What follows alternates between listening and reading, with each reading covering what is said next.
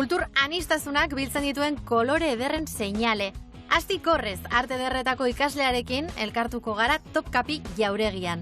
Europan barrena dabil bidaiatzen eta kuadernoan daramatzan marrazkiak ikusteko irrikiaz gaude.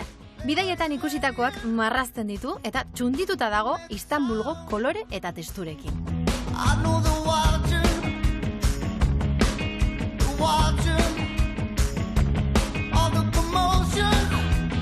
Erasmus ikaslea zarazu, arte ederretakoa. Bai. Eta asko gustatzen zaizu bidaiatzea. Bai. Eta asko gustatzen zaizu toki berriak ezagutzea. Bai. Istanbul zergatik esango zenuke berezia dela, edo arte ederrak ikasten duen pertsona batentzat erakargarria? Mezkitak hemen dauden arkitektura izugarria da. Normalean Espainian badaude, baina ez asko eta ez hain ikaragarriak. Orduan han sartzen zarenean beste sentsazio batzuk dituzu, oinutzek zoaz eta horrela. Gero kalean beste errasgo batzuk dituzten pertsonak, ere. Zer da atentzia handien eman dizuna?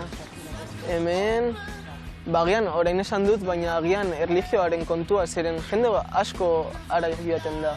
Gazteak, helduak... Mezkitetara esan nahi duzu? Bai. Ez dakit, agian kristaua Espainian ez dut ezagutzen hainbat jende nire adinetakoa joaten direnak, eta hemen jende guztia joaten da, eta hori atentzia deitzen dit. Ere ez dutela alkoholik edaten, orduan hemen te asko edaten da, eta ematen dizute jan ondoren te bat hartzeko, ere xixa egiten dute eta helduek egiten dute ere. Erretzea? Bai, erretzea, baina ez zigarrilloak, en plan, xixarekin, desberdina dela. Ikusi aldugu zure kuadernoa? Bai, noski. Pintatzen joan zarena? Bai. Bertan, hartu dituzu hainbat bidaietan erretratuak? Bai. Ez dira bakarrik Istanbulekoak. Hau ere hemen da? Bai, hau hemen da. Hau da sartzen diren mezkita sartu baino lehen hemen garbitu behar dira eskuak eta oinak. Bai, eta aurpegia eta gustatu zitzaidan. Gero hau zen Topkapin, zeuden zaldi batzuk eta gizon bat. Eta hori ere gustatu zitzaizu. Normalean nola pintatzen duzu? Boligrafoarekin beti? Bai, marrazten dudanean boligrafoa hartzen dut edo arkatza, baina adibidez kuaderno hau egin nahi dudana da bakarrik bikarekin. Asti, nolakoak dira Istanbuleko teksturak? Ba, teksturak patroiez eginak daude, eta orduan errepikatzen dira formak horiek.